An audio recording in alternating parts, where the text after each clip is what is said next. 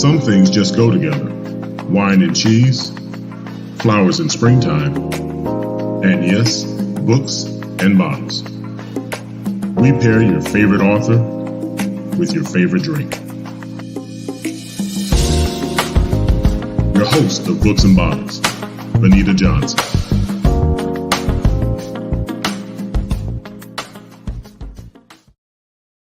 Hi, welcome to Books and Bottles. I'm your host, Benita Johnson. I'm excited to be here with you tonight. We are discussing a fiction book, so we don't get too many of those. We do a lot of nonfiction and self-help over here. But today we're discussing a book called Out of Nothing at All. So if this is your first time with us, thank you for tuning in. This is the show where we we introduce you to your favorite new author. We pair with the wine of spirit. If you've been with us before, welcome back. We invite all of you to share. This show is remarkable and you're going to learn so much and you're going to be so excited. So I want to introduce you to this person, this author of this book. I'm going to hold it up again because it's not often I get some hardback books. This is a hardback book. So this individual is out of Las Vegas. So this may be the first time we had a Vegas author, and I don't want to mess it up. So I'm going to read a little bit. So Not Out of Nothing at All was born from his hospital bed in Las Vegas. So we're going to hear a lot about that in this book because I want to talk about the book, but I also want to talk about his journey. So without further ado, I introduce you to Carl L. Andrews. Thank you. Hey there, how are you? Pretty good, and you? I'm great. Welcome to the show. Thank you. So before we get into the book, we want to know who Carl Andrews is. So how did you become an author? What was your journey? Well, starting my novels,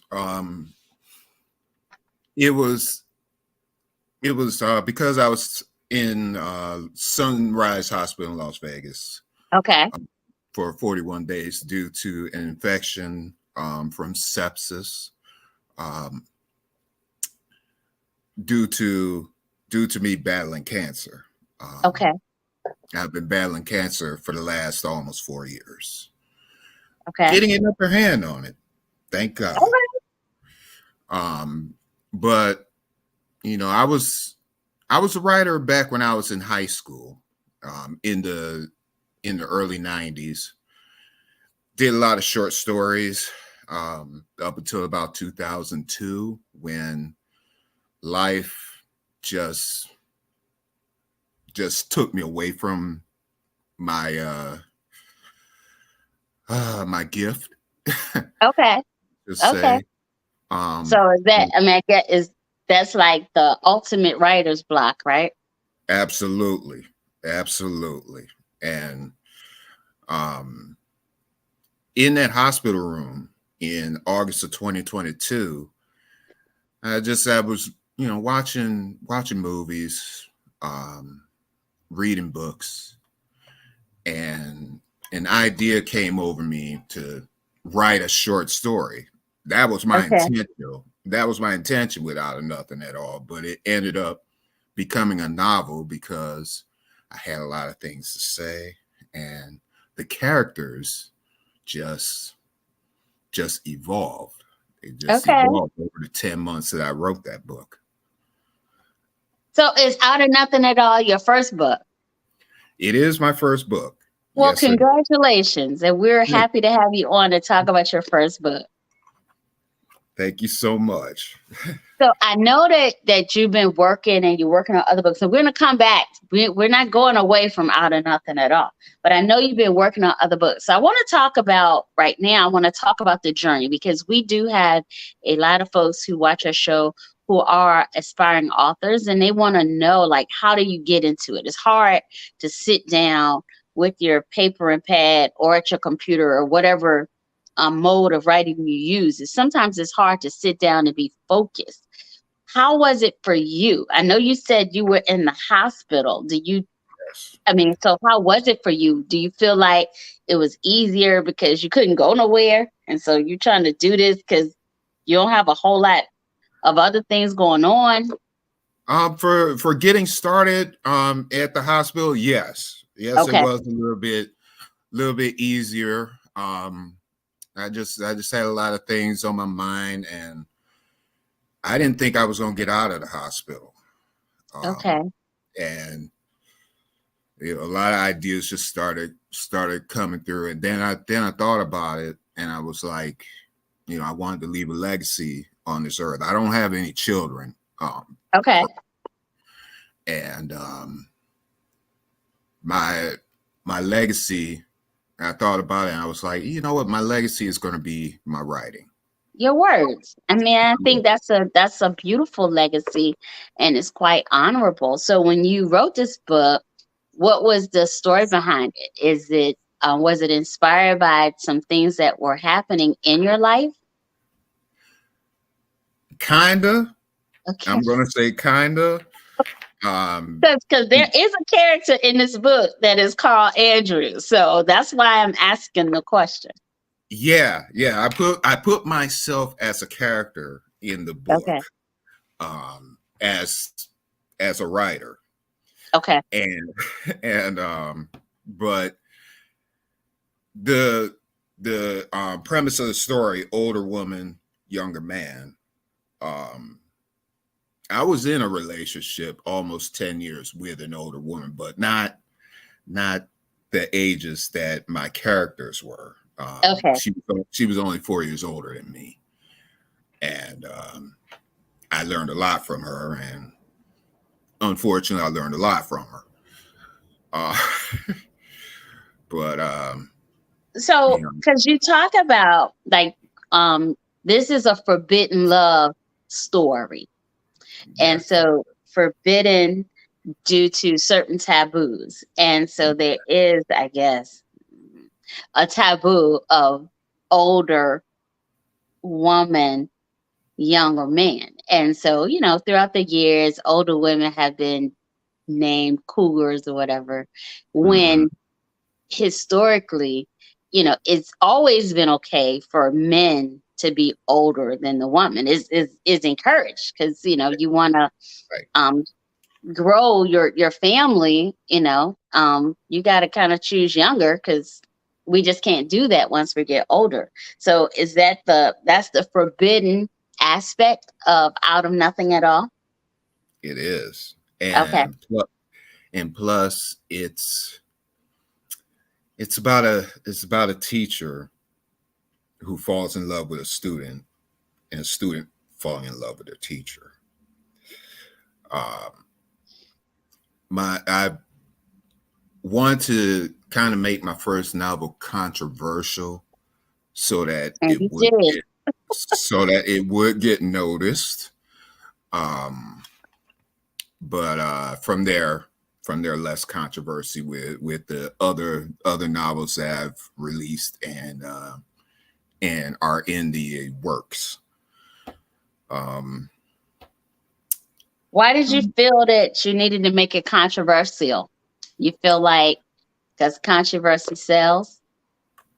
Well, back when I used to write prolifically for my high school newspaper, for my college newspaper, for actually the Democrat and Chronicle in Rochester, New York,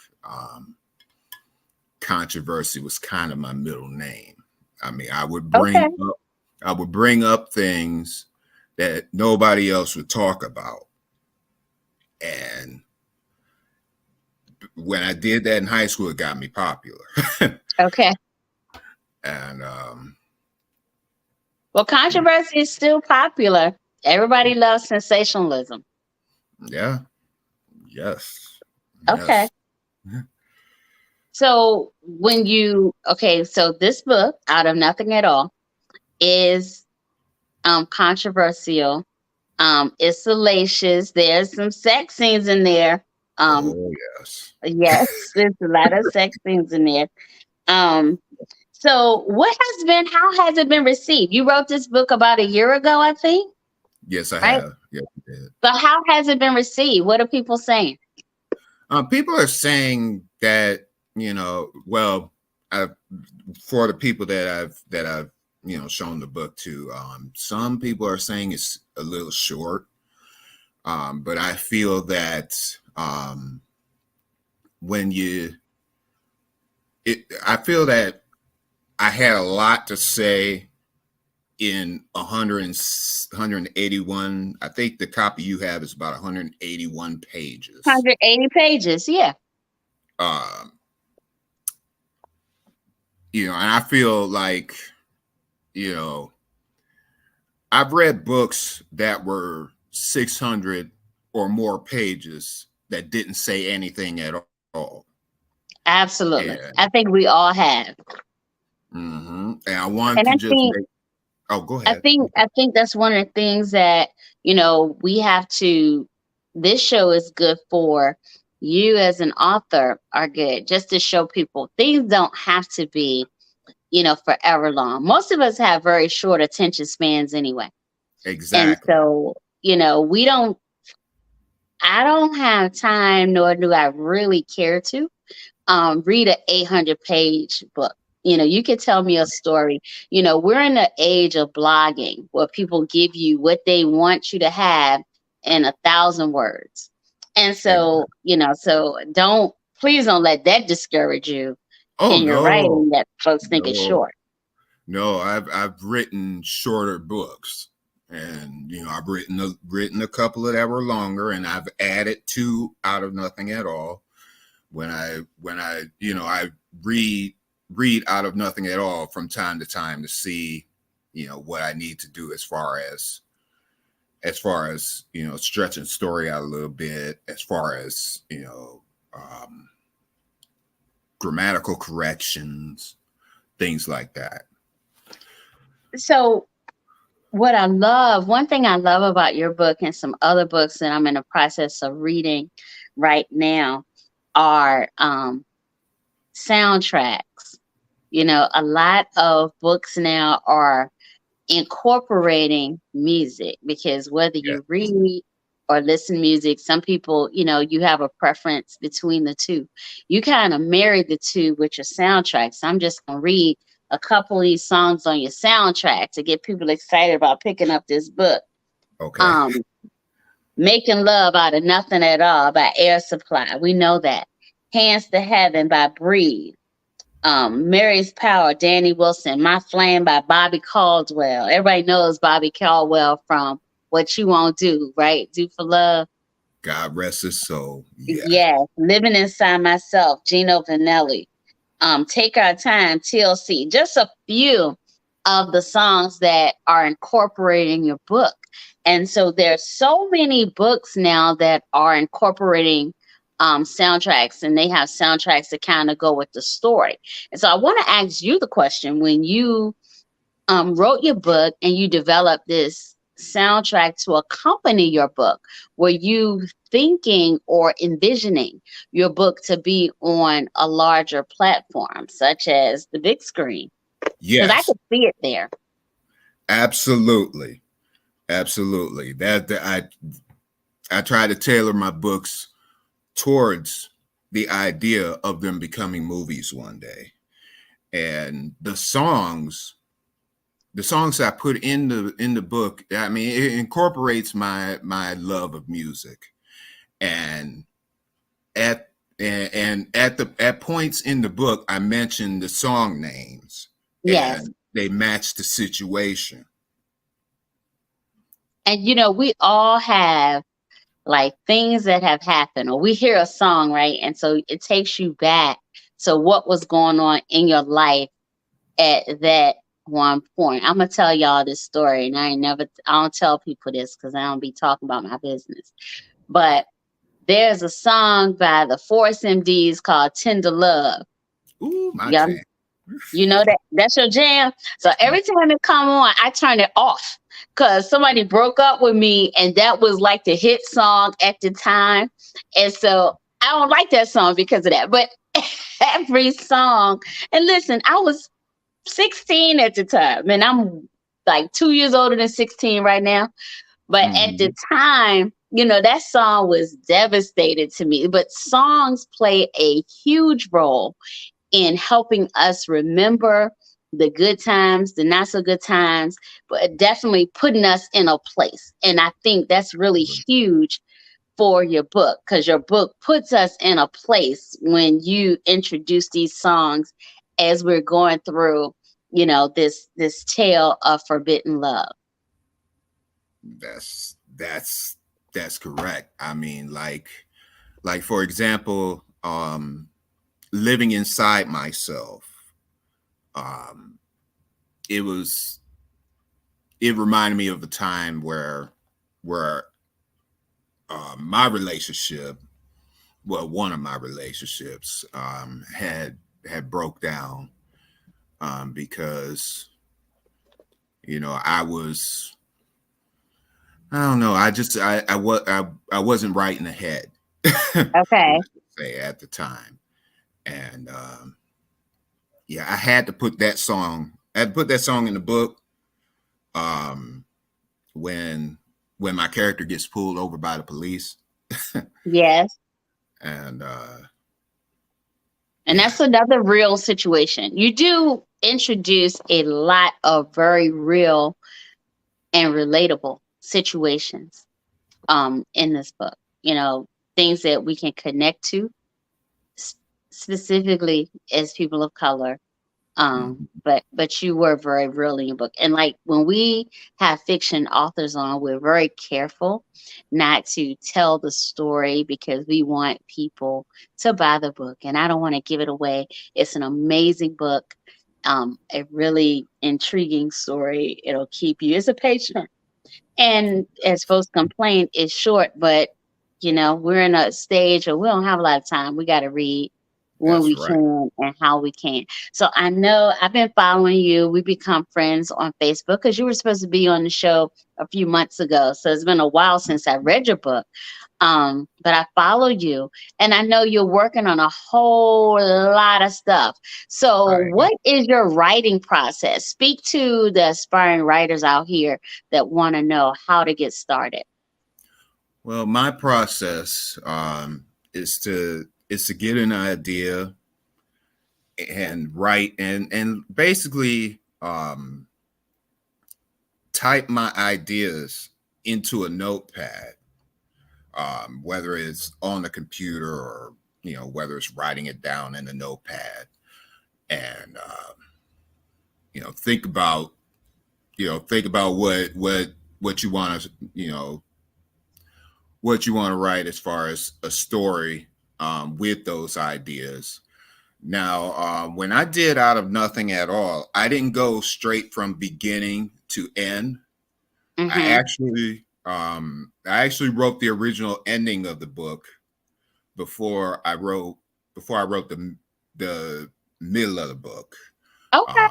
I did start off with the beginning, with the first couple of chapters. Then I was like, I got an idea on how to end the story. And the first ending, which is in the back of the book, was the original ending. But then I reread the story after I first published it and was like, I had to give a softer ending to it. Yes. But it still had to be consequences for the relationship that the two main characters were in. So I changed up the ending like 2 weeks after I published it. That was close. But I do like that, you allow the story to tell itself instead of you forcing the ending that you wanted. And that is like a testament to you as a true storyteller, versus, you just a writer. I think there's a difference between just a writer and a storyteller. And so you kind of let the story tell itself, even though you had created this ending that you came back and saw that wasn't a good fit. So kudos to you for that. So real quick, tell us what's next. What should we expect from Carl Andrews after folks buy and read Out of Nothing at All? Well, expect an audio book with me They are my authoring, favorites. yeah, with me authoring the book. Well, with me not authoring, me narrating the book. Okay. Yeah, because a lot of people tell me that I have a good radio voice, and I was in radio when I was in college. Okay, I believe that. Yeah, and I'm going to do audiobooks for all of the novels that have been released and all of the novels that are going to be released over the next few years, God willing. And I'm hoping that somebody in Hollywood would notice Out of Nothing at All and make that a movie, because it is written. It is. I mean, you read it. It is kind of written like a movie. It is. It's written like a script. And so if you once you purchase the book, you give good visuals. You have pictures of what these people's houses look like. So you have good visuals that can kind of help with scripting. And I appreciate that. I'm not a movie person other than attending and buying tickets, but there are folks, who are in that, and I can see how this is almost written like a screenplay. Sorry. Yeah, it's fast paced. Because I get bored reading 800-page books that don't say anything. Okay. I don't dwell too much in Out of Nothing at All or any of my novels. Yeah, it does move. I have to keep it moving. And Okay. My advice to fellow authors that are starting out, don't be in a rush to finish what you're writing. Let the novel finish itself. Too many people like to put themselves on a schedule when writing novels. It's not really a good idea. I mean, even though in my novels you see, release dates, release years and stuff. It's not necessarily they're not necessarily going to come out in that particular year. Like I was planning on a gangster novel called Breakfast in Chicago. I was going to have that come out in 2024, but I see with all the research that I have to do basically Breakfast in Chicago is going to be about a drug empire in the early 90s in Chicago. Okay. And I have to do research.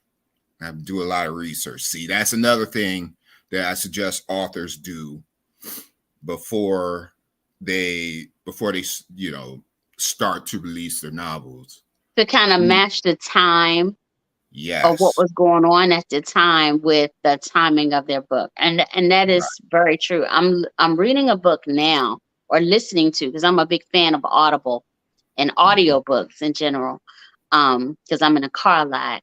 And so I'm listening to a book that was written in 1993, but it was written in today. Like right now, we're at 2027. And it's just amazing that we're here. But I think, with what this person is saying in the book, it's very close to what I'm living in Washington, D.C. But it is very important to know the history of what was going on so you can kind of match it up. So I definitely, I'm a big fan of that.